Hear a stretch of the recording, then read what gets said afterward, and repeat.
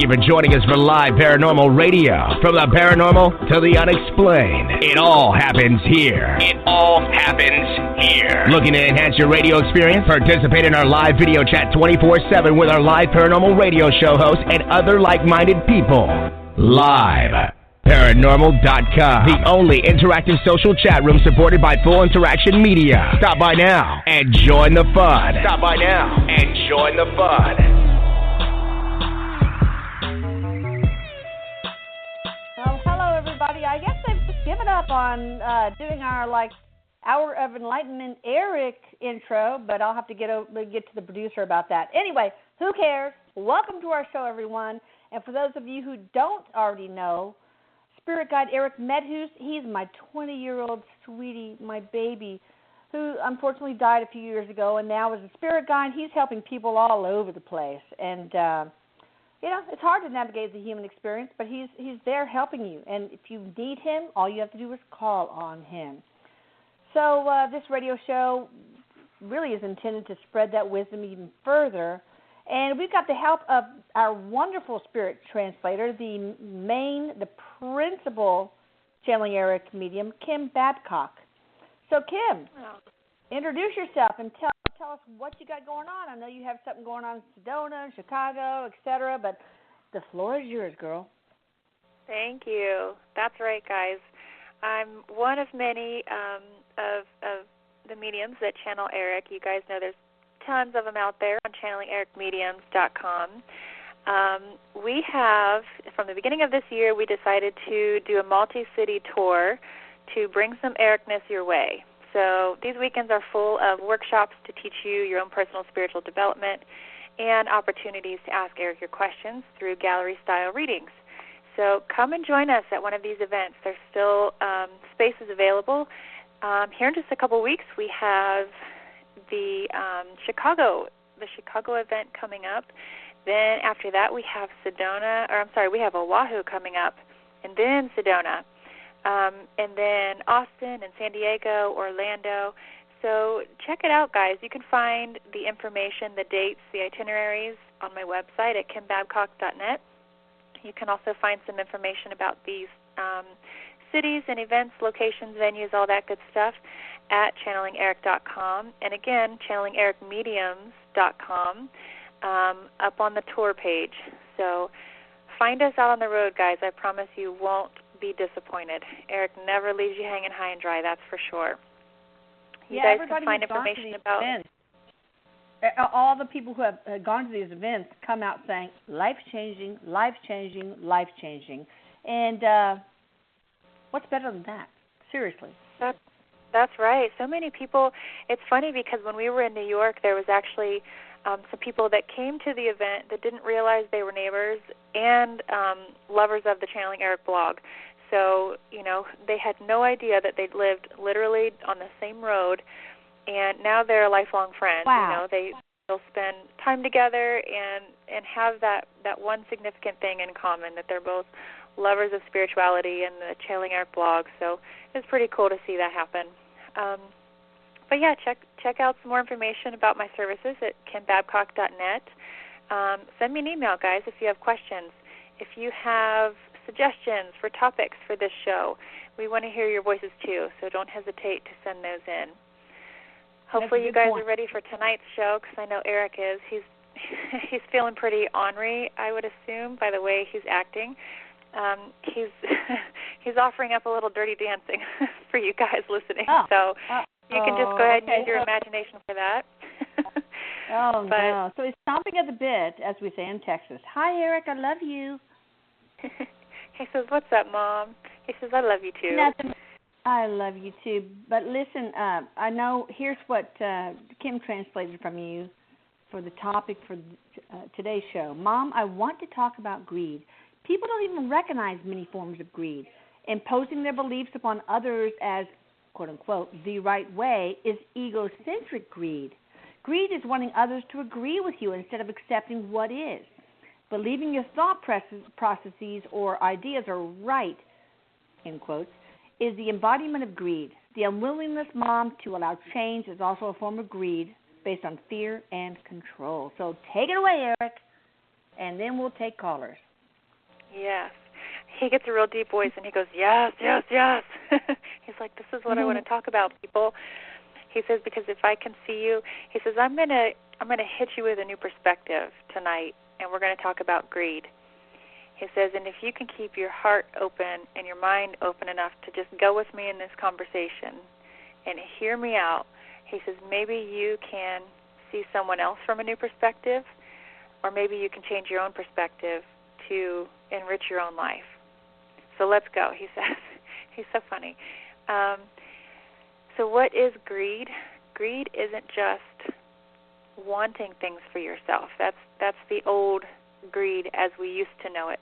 He says, but I'm he's so funny. He says, I'm about to bring a whole new perspective to you guys. Greed is not just limited to wanting things for yourself or wanting things that you don't have. It's not just a form of want. But greed is also the inability to be now and to just accept the way things are. He says, believe it or not, he says, I know I'm about to ruffle some feathers. Believe it or not, he says, when you need, and you continue to need, that is also a form of greed. Why, you ask? He's like, I'm so happy you asked. He's such a smart aleck. He says, when you sit in ego, that's when you sort of stir in your own greed from many different perspectives. And that's a constant need for something, but also an inability of acceptance too, which we'll get to shortly, he says. But when you're in ego and when you're coming from a place of greed, it's not just wanting things for yourself, but also wanting others to agree with you or believe that your ideas are the right ideas or that your way is the right way. When you have an inability to accept differences and accept change, that also is the embodiment of greed, because it then becomes a totalitarianistic view, believing that you're right above everybody else, believing, and to a degree, that's true. He says, from your perspective, you may always be correct, but wanting others to, and thinking others should be the same as you, and not being able to accept change or the differences is also a form of greed. Wanting others to agree with you is a form of greed. Obviously, wanting other lifestyles, wanting other things or people is also a form of greed.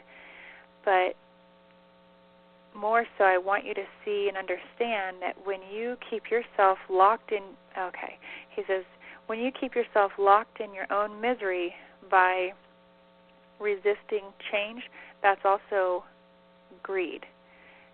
Greed holding on to the past, the not now moment. He's really been preaching on this lately, being connected to the now, being as present as you can. And he says, when you deny yourself the ability and even the opportunity just to be in the now, if you're holding on to the past, that still is a form of greed. Perhaps your ego hasn't, he's going to just be real straightforward. He says, perhaps you're holding on to things from the past because your ego hasn't been massaged enough yet from the past. Perhaps you're trying to milk it for all it's worth. Like, whatever situation you've dealt with in the past, trying to get something out of that, or trying to even, he says, Mom, sometimes people in their head will pull things out of a situation that aren't really there, like they will inflate situations for their own fulfillment, and that too is greed. That all, he says, all that comes from the ego standpoint, the ego viewpoint. So he says, when you look around in your life and you see others that can't accept change or can't accept differences, know that they're in that place. They're in that place of greed that resides inside of ego. so hopefully, he says, this insight will help you deal with those kind of people. And if you are that kind of person, and he's like saying off to the side, maybe narcissistic, he says that too is a form of greed, wanting things to be your way, and not accepting anything different is the complete embodiment of greed, Mom. He says,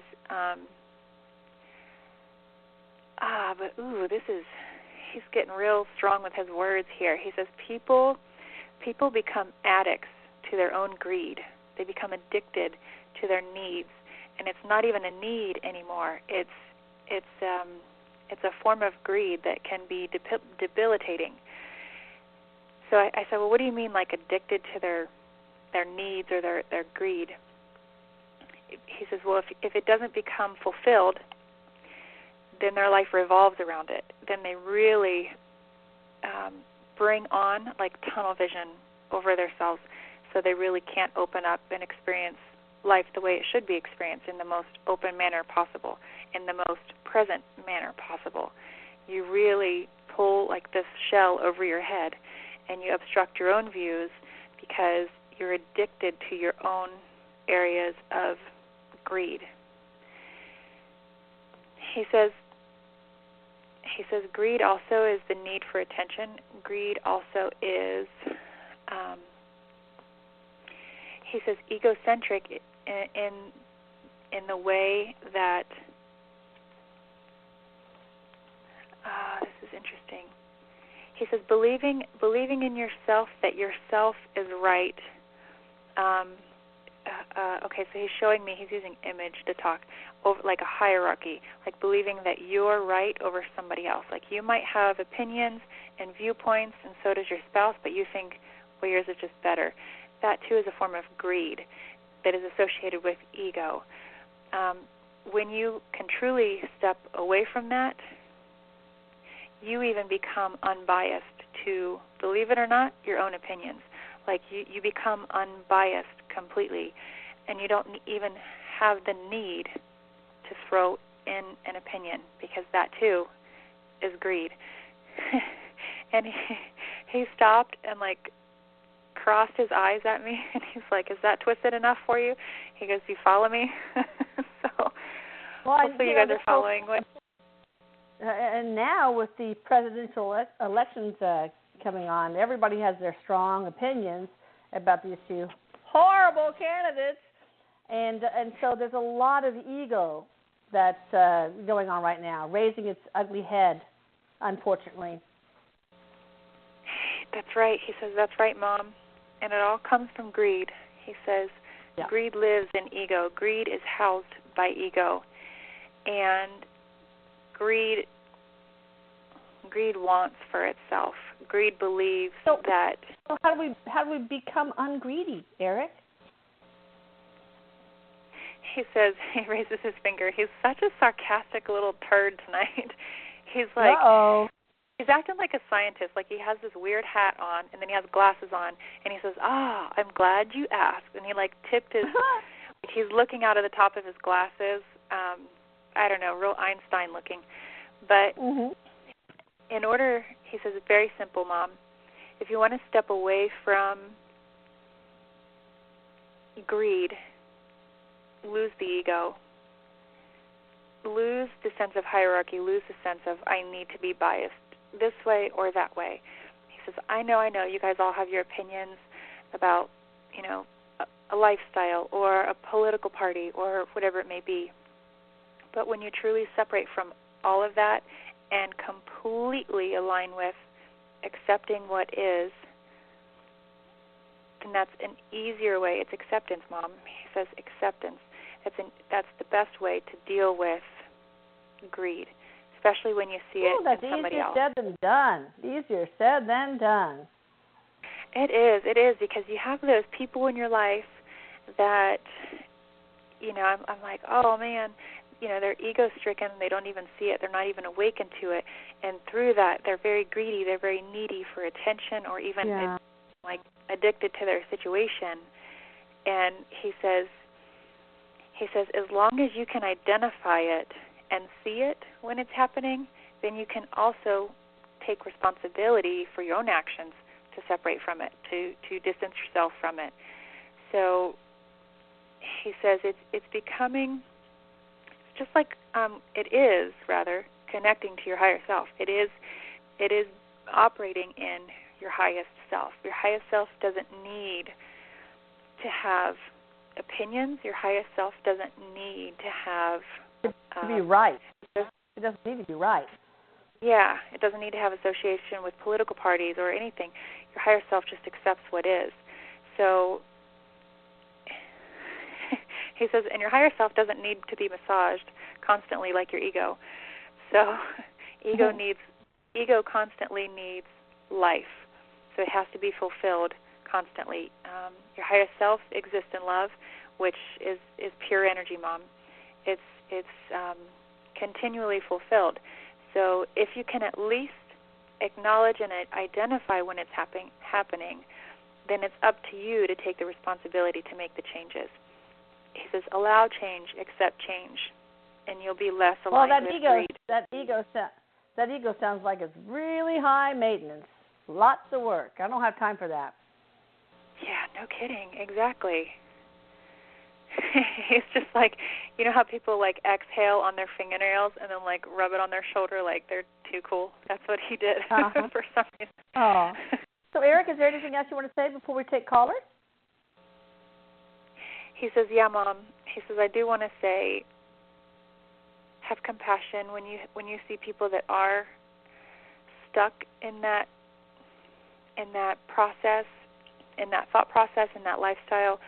When you see them stuck, he says, have compassion for them because they may not be aware of it.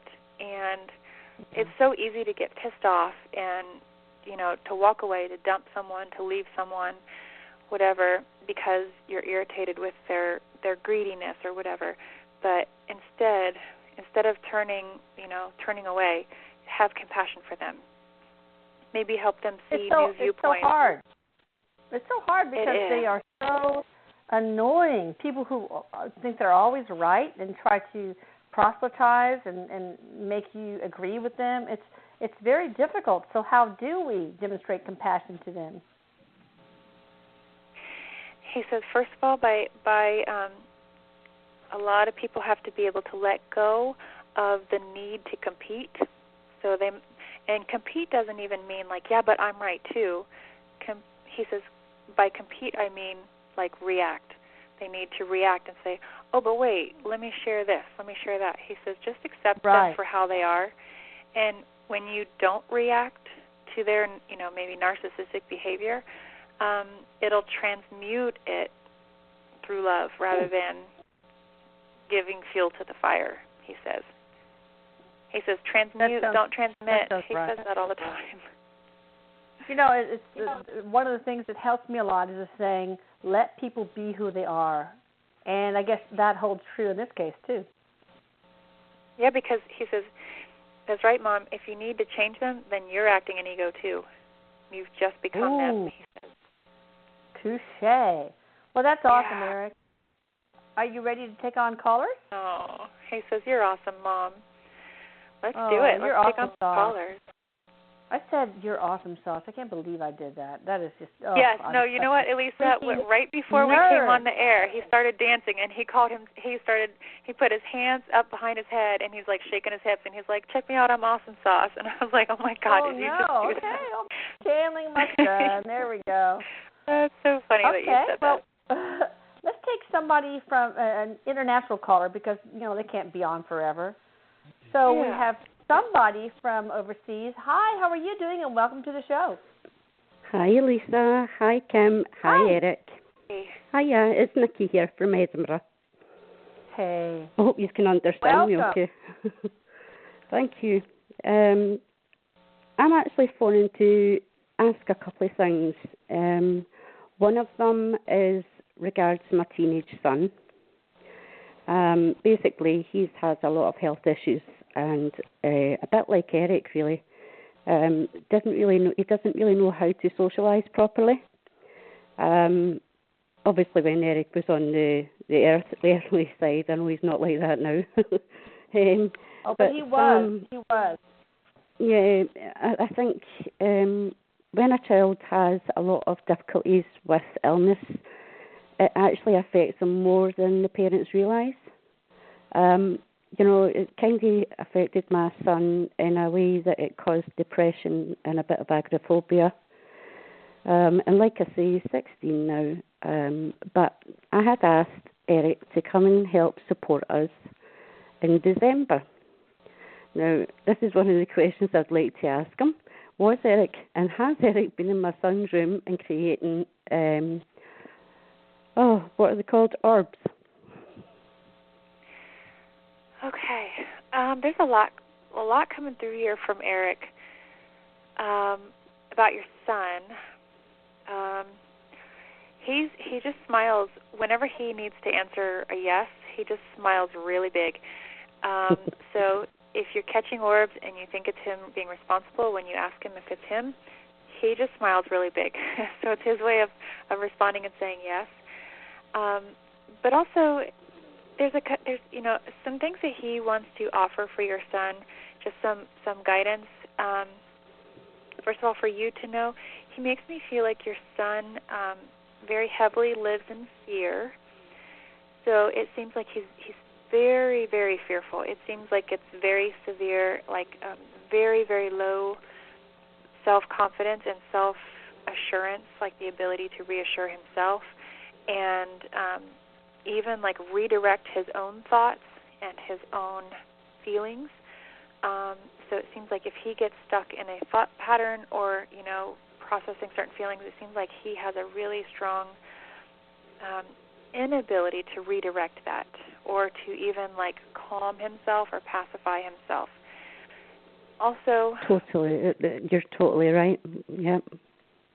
Thank you. Also, this is what he's saying about your son. When I'm like, Erik, tune into him energetically. What do you see? Erik is just like screaming the word cerebral to me.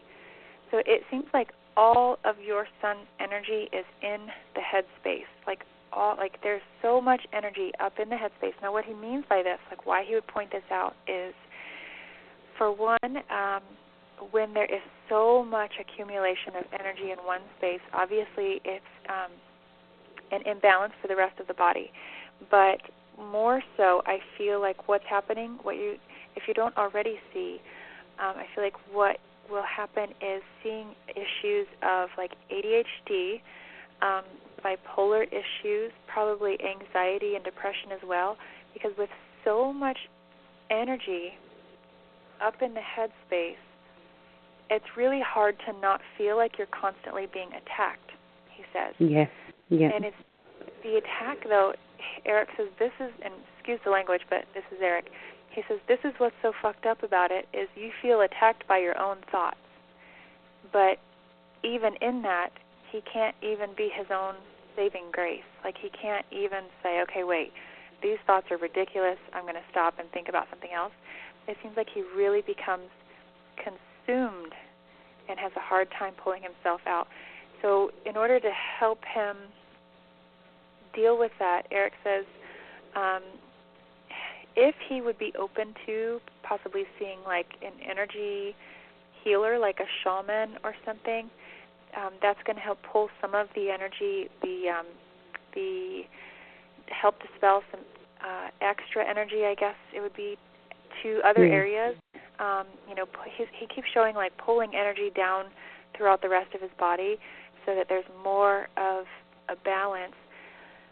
But also, are you wait, I'm sorry to interrupt. Are you talking about a shaman, like maybe he would benefit by ayahuasca?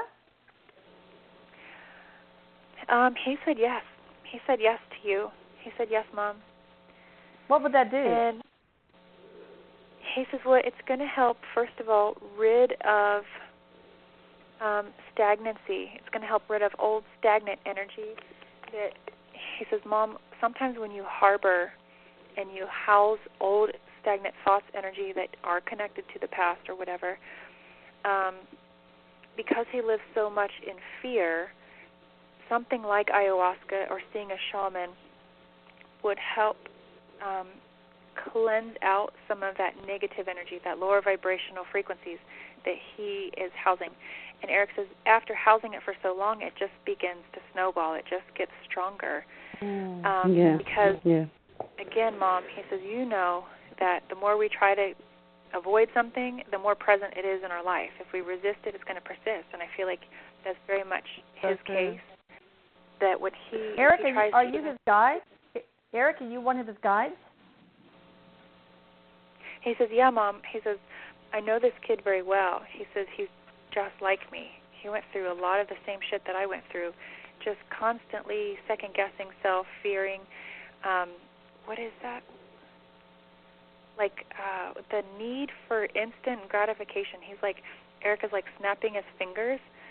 So you may see like some weird, him try like, new, strange hobbies, but I don't think it's going to last because Erik says it's like that it's a false sense of like joy or fulfillment, like just instant gratification, but it doesn't last.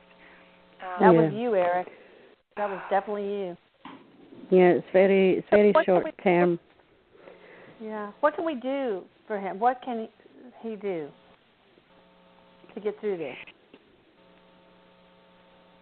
He says he needs to see a shaman. He says, I want to talk to him. So Erik is also offering guidance that he's going to continue to help him. Even if I have nobody, Mom, he says, I don't even have to have a medium or anybody. He says, I can talk to him. I can help him.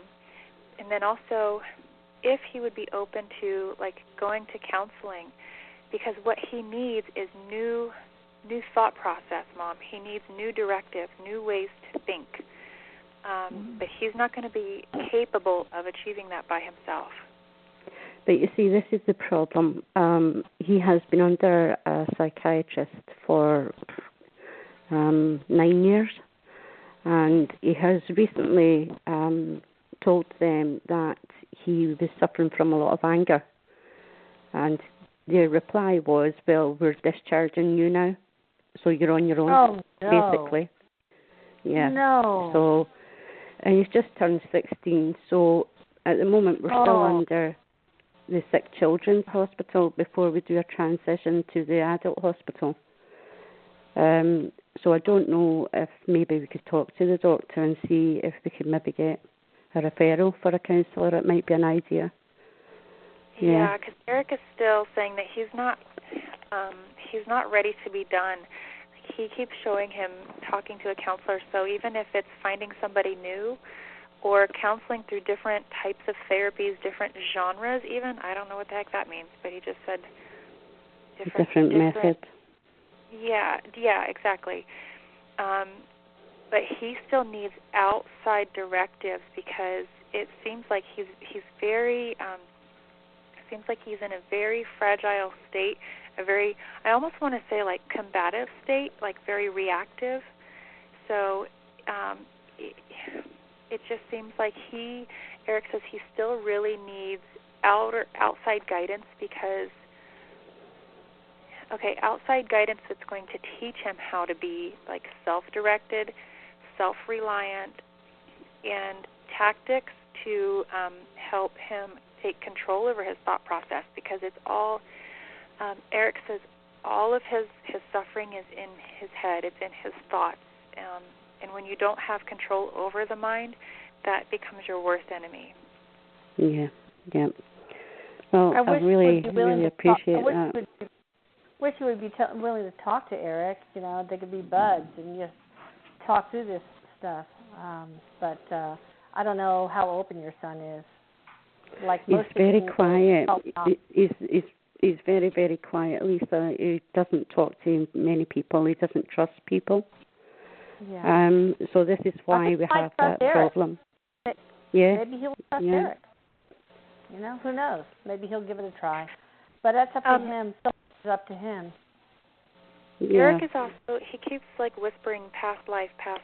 So I don't know if he would even be open to a past life regression.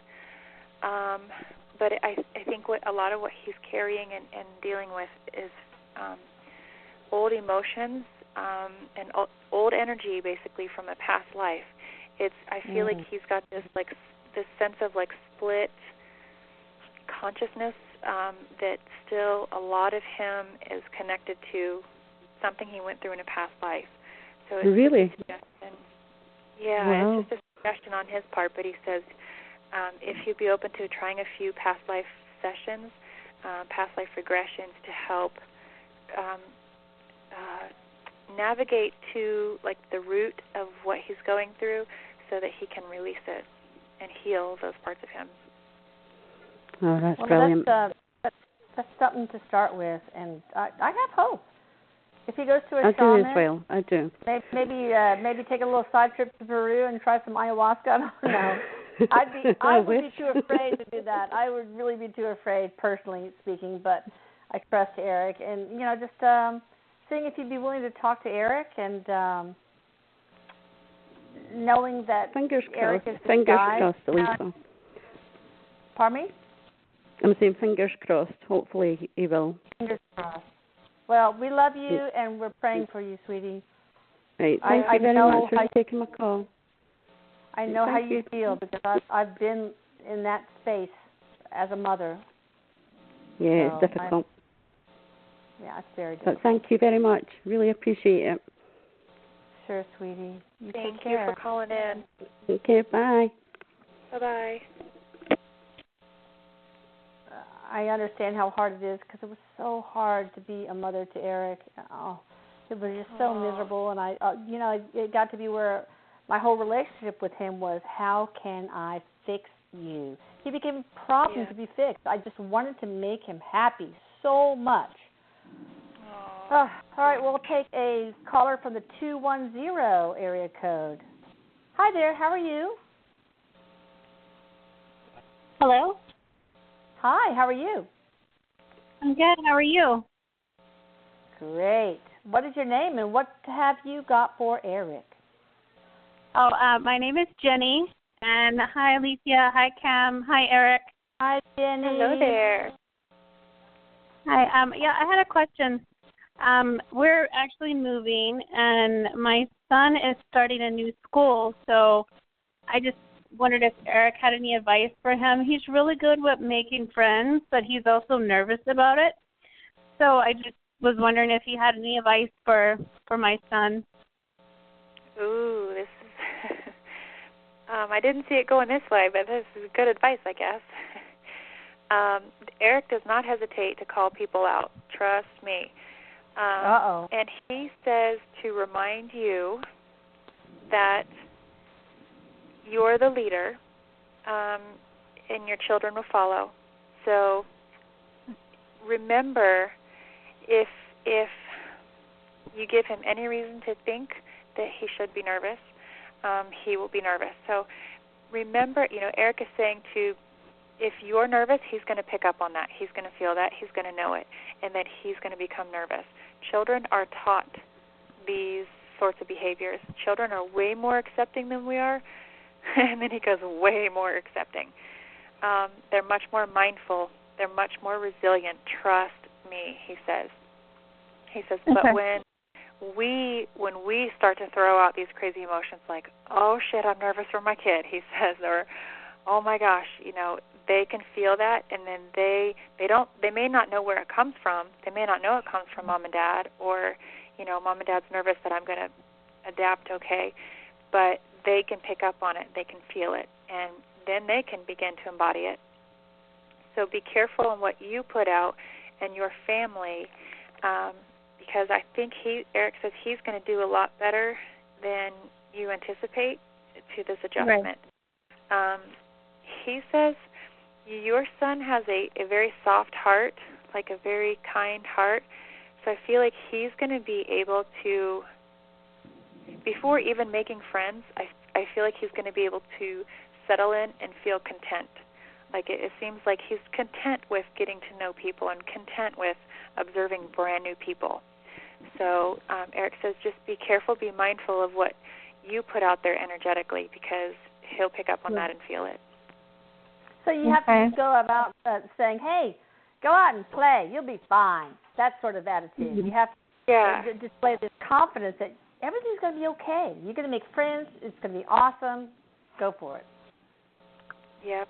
Sure. It's one of those things, too, that's easier said than done. I'm definitely one of those people that I'm like, oh, God, here we go. School's about to start again. Oh, I get nervous.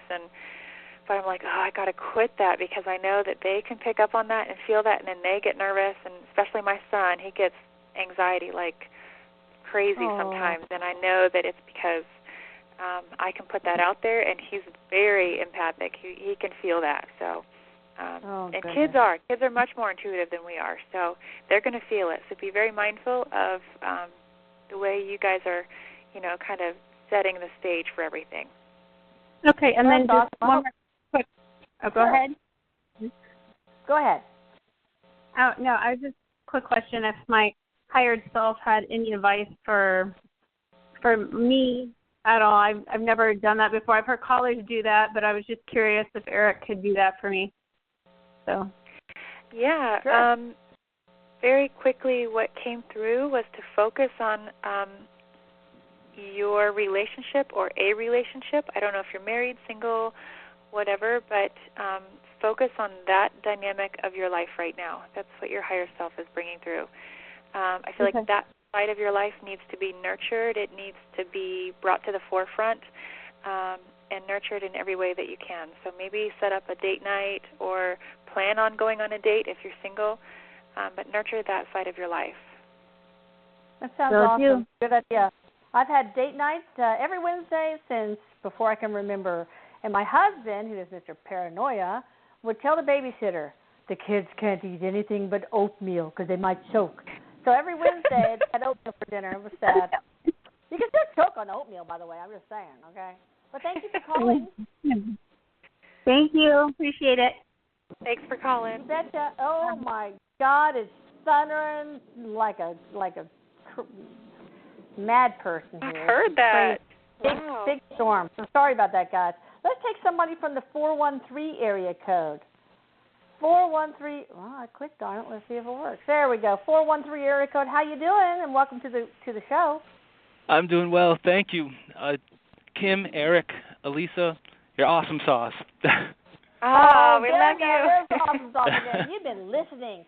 I am so proud of you. My question has to do with my family. Last year we had a rough time. My brother died of an accidental drug overdose. And I have a sort of a two-parter that goes with that. I'm wondering what he's up to on the other side, like what he's experiencing, and also are there any lessons that we're supposed to learn as a family to try to kind of get our groove back after that? Oh, that's awesome. What is his name? Mike. Yeah. Mike, okay. Erik is actually going to answer the second part first. When you started talking and asking your questions, the very first thing he started to show was the lessons in it and what you were going through and why. And he's talking about the fear that it instilled, having lost a loved one, the lesson in it. And he's like, I hate even saying the lesson because it sounds so cold. So know that he's trying to be as compassionate as he can. He says, because I know it's been rough on you, man. He says, I know it feels like it probably could have tore your family apart. Mm-hmm. But he says, to remind you, when you lose a loved one, he says, what better way than to be reminded of uncertainty when you lose a loved one, right? It seems like all of a sudden everything seems uncertain. Because you thought, or you live in this space where you think you have forever with someone. And then when you don't, when it sort of rips the rug out from under your feet, then uncertainty comes in, and then fear begins to take up home with you, take up shelter with you. Then That's you true. Yeah. begin. Yeah, he says, then you begin to live in fear in a very deep, dark way, fear of all sorts of things. And I feel like that's what happened after losing your brother, fear of, well, what next? We never thought something this tragic could actually happen. What next? Yeah. And then really beginning to look back, and even when he says where confidence once was, fear and uncertainty now is. So before, when you used to be confident in making decisions for yourself and for your family, now you question yourself. Now you're uncertain. Yeah. So the whole lesson in it, he says, is to not let your certainty and your confidence and your self-love be circumstantial. What do you or mean? conditional.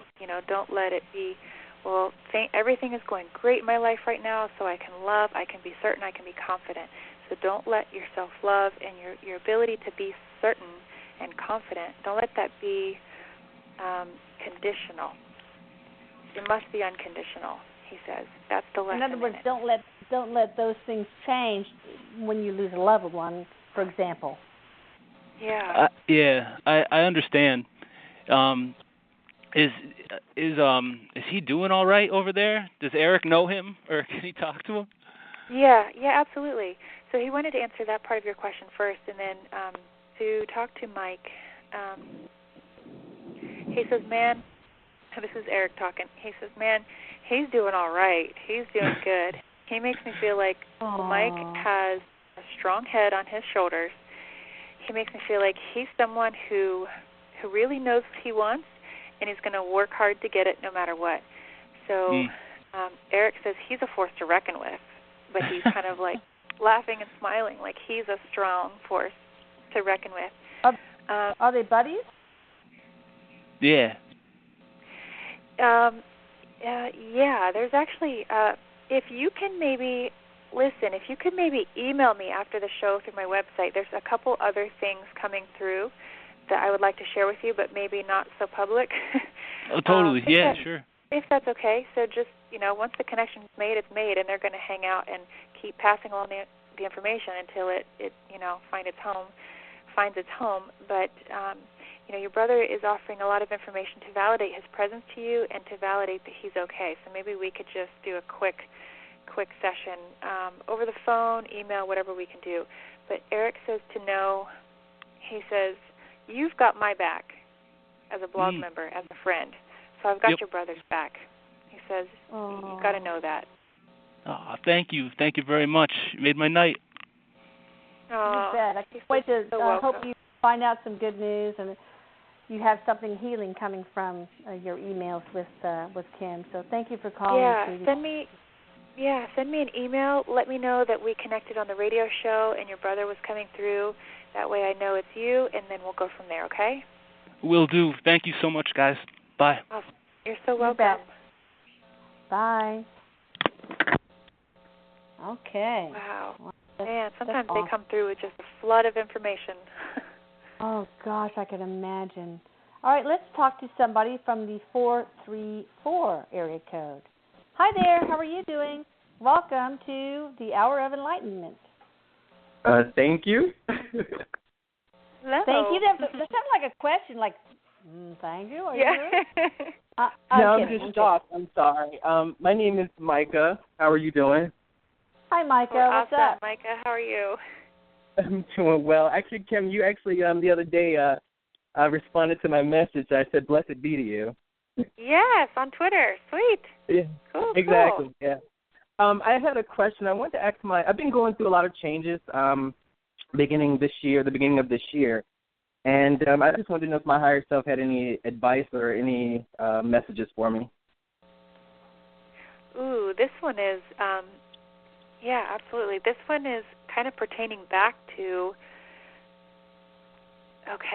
what we were talking about at the beginning of the show. Okay, first of all, your higher self is acknowledging that you must be a very intuitive person. There's a lot of light flowing through you. When they show me your aura, there's a lot of light flowing through you, so that symbolizes just being a very open, intuitive person. Okay. So if there are messages from your higher self, this is it. To honor what you feel. Always honor what you feel. Don't question that, and then even if somebody else feels something strongly, don't let that override your ability to feel within yourself. Like when someone says, I have this gut feeling, don't let their experiences kind of cloud yours out. Always remember to trust yourself and have faith in yourself too, because I feel like you're going to start going through a lot of experiences like that. and your higher self is encouraging you to trust your intuitive self, because I think if not already, I think that's really going to start developing some intuitive thoughts, feelings, and probably even visions, like, ESP? So when you start to experience these things, trust it, allow it, and accept it. That's what your higher self does. Yeah, I definitely need to work on that. That's just been a hard thing, being kind of sure about what's going on. So, because I've just been going through so many things throughout my life, I guess don't trust myself yet as much as I should. Yeah, interesting. And there's, another thing too that I'm hearing from your higher self is when you're talking with other people, because I think this is important just for your own personal discernment. Your higher self says when you're talking with other people, if you feel confused, if you walk away feeling confused, or you're left feeling confused, then untruth has happened. So to pay attention to that feeling. If you feel confused, if you feel uncertain or sure, that is not your truth. That is not truth. So use that tool in different situations to be able to know when truth is happening and what truth actually is. That way you can, when you feel that, you can really, put your finger on it and say, oh, okay, I feel confused. Something isn't right here. I'm not aligning.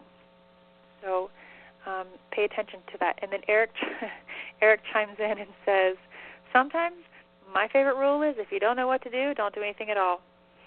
He says, until you do know what to do. If you don't know what decisions to make, then you're not ready to make a decision. Okay.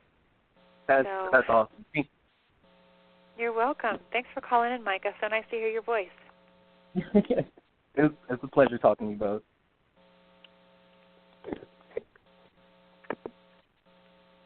All right. Very, very cool question there. Elisa, are you still with us? Uh-oh, guys, we might have lost her. I know she was having some wicked storms, so maybe we lost her. We've got a few minutes left here in the show, so I might have to just carry us on through the end. Yep. I just got a text message, you guys, from Elisa. She lost power. Bad storm running through, so I'm just going to carry you guys out through the end. Please know, on my end, when I host this show with Elisa, I do not have the ability to bring callers on, so I apologize, you guys. I'm going to wrap it up with a few closing thoughts from Erik. Some closing thoughts of guidance for you guys. Hopefully it will help. And we will pick you guys up next week. You'll catch us next week right here also. Real quick, we need to give time for station identification. That's right, with liveparanormal.com. If it wasn't for them, we couldn't do this show. We couldn't bring Erik to you guys. So we thank you guys so much for having us. Couple closing thoughts, you guys. First of all, Erik says he wants to thank all of you for listening. Thank you all for being here with me, he says. And I want to I want to remind you guys, and I want you guys to remember, always leave room for inspiration in your hearts, in your minds, in your life. He says, oftentimes we get carried away with greed, like we were talking at the beginning of the show. We get carried away with greed and then we forget what's real. We get disconnected from reality and what's actually real. So he says, step away from that. Don't worry about any of that. And connect yourselves in the moment and allow yourself to be inspired by the world around you. That's true love. That's existing truthfully in the vibration of love. And if you allow yourself to be inspired, I promise you'll have a better life, day in, day out, moment to moment. Sorry about that, guys. I got back on. Yay, there she is. The storms are so freaking bad here. I lost power to my phone, so I had to wait until they came back on again. So sorry about that. That's all right. We were just kind of giving some closing thoughts from Erik and station identification, of course. All right, awesome. Anything else you want to share about you or the tour or I think maybe we've already done that enough. Yeah, we can, guys. If you have any questions about the tour, about coming out and seeing us at some of these events, check out my website, kimbabcock.net. You can go to channelingerik.com or channelingericmediums.com. All of those places will have information for you. So please don't hesitate to send questions, send emails, or sign up, buy yourself a ticket, and we'll meet you there. Yeah, it's so awesome, guys. I mean, in Sedona, we're going to go hike to the vortexes and stuff like that. It's, meditation at sunset, along with the other activities. So it's going to be so fun. And who can't say no to Oahu? That'd be fun. So anyway, every city is going to have its charm, and every city is going to be a little different. So sign up and change your life. You know what? You deserve it. You owe it to yourself. Love yourself. That's right. Take time for yourself, guys. That's right. I love you, Erik, and I will talk to you very soon. And Kim, thank you so much for this, and thank you guys, our listeners, for making this all possible and for allowing us to spread some Erikness around and help you. That means a lot to me, and it really goes far in healing me to be able to help others. So thank you very much for that. That's right. You're so welcome. Erik says, I love you, Mom. He says, I love you, Dad. So I love you more. I'll tell Papa you said all. Thank you guys so much for listening and tuning in, and we will catch you next week. Catch you later, everybody. Good night. Bye. Bye-bye. Good night. Bye.